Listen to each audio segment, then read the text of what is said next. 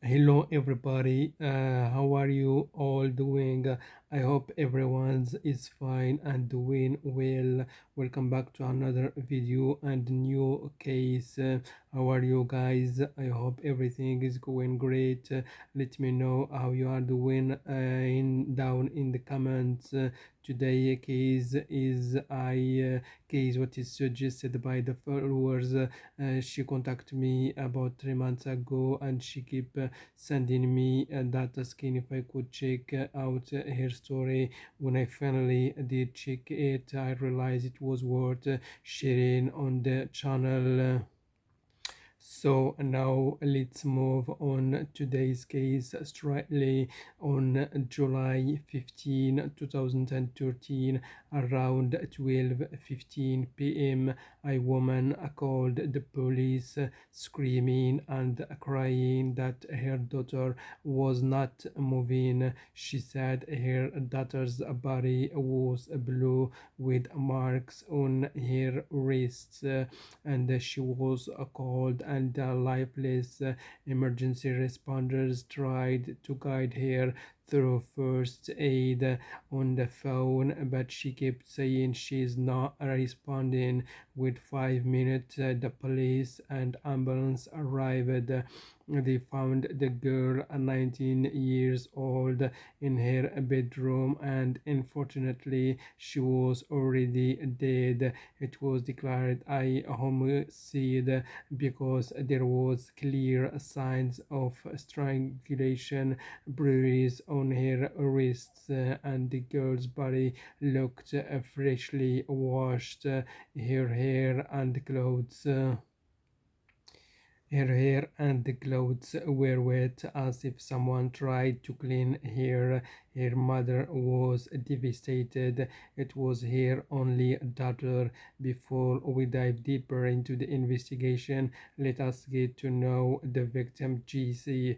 GC was an only child, 19 years old in 2013, living with her parents in a small village where everyone knew each other. She was quite shy and extremely intelligent. Since elementary school, she was ahead of her classmates, so advanced that teachers gave her her own curriculum. She was bright, talented, and hardworking.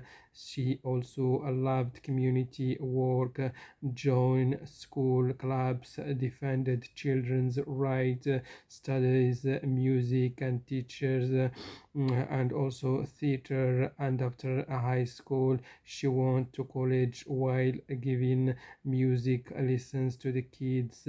She was focused on studying and teaching and also acting. No time for trouble, no time for enemies. When police examined the house, they found no sign of forced entry, nothing stolen. That means Jesse here killed in someone she knew and trust who did this. Her hands were bound with duct tape, and traces of water were found from her bed to bathroom, confirming that someone washed her body after death. The autopsy confirmed she died from strangulation but had struggled before. There were defensive wounds under her nails. When news of Jesus' death spread quickly, police questioned the parents. Her mother said Jessie had performed in her first professional theater play just the day before the July 14. It was a huge success, and Jessie was thrilled. After the show, the cast had a celebration party at a friend's villa. Jessie went and returned home only around 2 a.m. She told her mother that the party of two men around 40 and 45 years old were bothering her following her, even touching her inappropriately. She got scared and left. She even wrote about it in her diary, describing how creepy they looked. Police investigated the two men, but they denied everything and claimed they were drunk. They had no solid evidence, so they were released. For weeks, the investigation went nowhere until another incident happened 18 miles away on July 12th, 3 days before Jesse's death. A 23 years old woman named Melissa was found covered in blood, badly injured. She told police a young man attacked her with a knife while she walked through a park. She managed to fight back and survive. Melissa described the man as a tall, bald, white male, also around 19 years old. He has and said he drove a dark blue car. Police found duct tape and a tissue with blood in a trash bin nearby.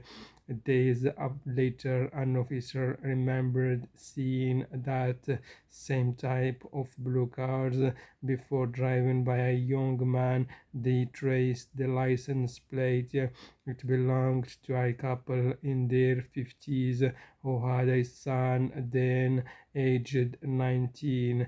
Police brought Dan in for questioning. He denied everything but gave his fingerprints and DNA.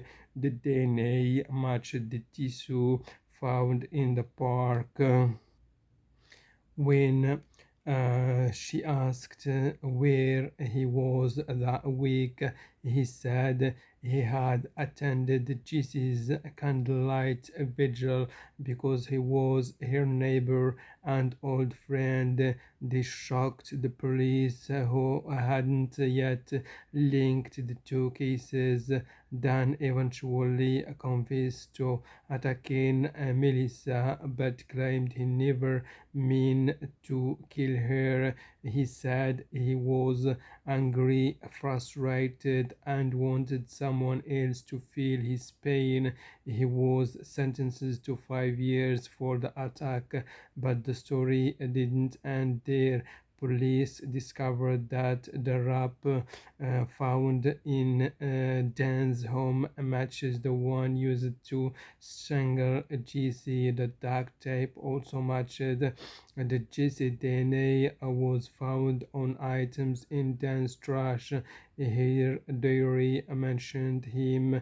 Further DNA tests confirmed that Dan's DNA was under Jesse's nail. She had fought back when questioned again, then refused to confess to her murder. His lawyer tried to prove he was at the park that morning, but police said he had enough time to visit Jesse's house to kill her and still appear on the cameras later. Eventually, all the evidence pointed to Dan, Jesse's childhood best friend, who once stated here he had grown jealous and angry about her success. He strangled her with a rope, washed her body, placed her back in the bed, and left as if nothing happened. In August 2014, Dan was found guilty of first-degree murder and sentenced to life prison without parole plus 5 additional years for the assault to Melissa. During the trial, Jesse's mother said she could never believe he would do this. He was like family, her father. However, then in court, I forgive you. The greatest revenge I can take is forgiveness. because you will live the rest of your life haunted by what you have done. And what was the end of Jesse's story? If you made this far, tell me in the comments what you think about this case, and don't forget to subscribe and hit the button like, and see you in the next video with a new case. Bye and take care of yourself.